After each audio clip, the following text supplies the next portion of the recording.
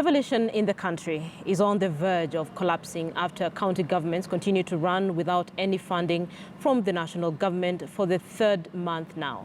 This has been caused by the persisting differences between the Senate and the National Assembly on whether counties should receive 328 billion shillings or 316 billion shillings as proposed by Treasury.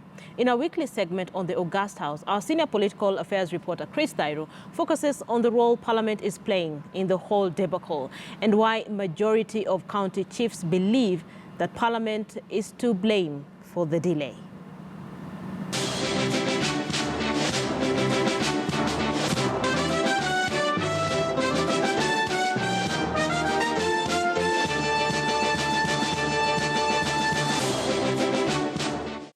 For 3 months now, services and operations in nearly all the 47 county governments have literally grinded to a halt. If county workers have not downed their tools, contractors are demonstrating, demanding for their pay as projects initiated in the last financial year stall.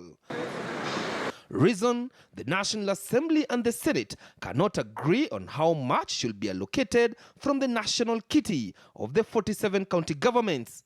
And even the move by the judiciary to ask Parliament to sort out their differences seem not to be working after the latest mediation talks collapsed yet again on Tuesday. Why don't we take some money from the universal healthcare and give it as shareable revenue, but we give it as conditional grants to county governments? If you want to get money from the national treasury, for the national government, call the accounting officer for the national treasury to come and sit here.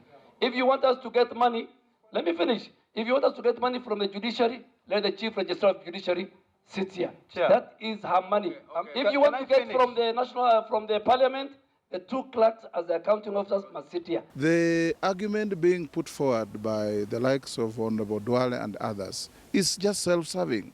They're trying to defend an unconstitutional position that they have already taken and misled the country into.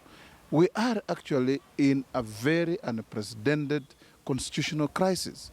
With the mediation team expected to hold another meeting next week in a bid to seek consensus, it is already dawning on them that the more they delay with the mediation, the more devolution is at risk of collapsing. Can we find a better formula of discussing figures as opposed to listening to one another about the fact that this is stuck in stone?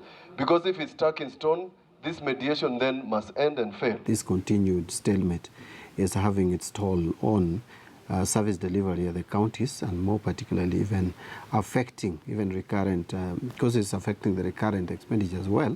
And the differences has pushed governors to a desperate corner, now asking for any allocation as long as counties continue delivering services to Kenyans. If we fail to agree, then it fails, like the other one did fail.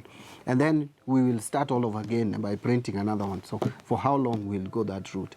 I think there's just a limit to which we can go. Otherwise, the devolution will just collapse and we say goodbye to devolution, which would be very, very unfortunate. Let them give them any money now so that we have to move. Now, you can see now I'm going to the hospital here. People there are crying. What do I do? Let me get any money, even if it's 200, 100. Currently, Parliament is looking at 3 options left to resolve the stalemate. One is to cut on expenditure of the national government and put the money to the counties. Or the other alternative is to ask for Kenyans to pay more by taxing them and increasing taxes. The third option is to borrow more to cover that shortfall.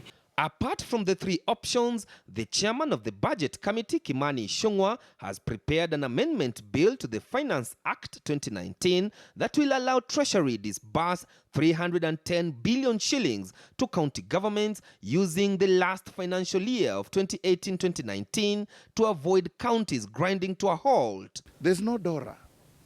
Yet we have an unconstitutionally passed and unconstitutionally ascended to appropriations bill. So in fact, the expenditure being undertaken by the national government is also open to constitutional challenge.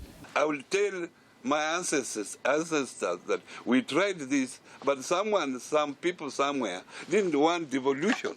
However, this still remains a temporary solution. In the meantime, counties continue to suffer, with their only hope being Parliament that will put their differences aside and save devolution from collapsing.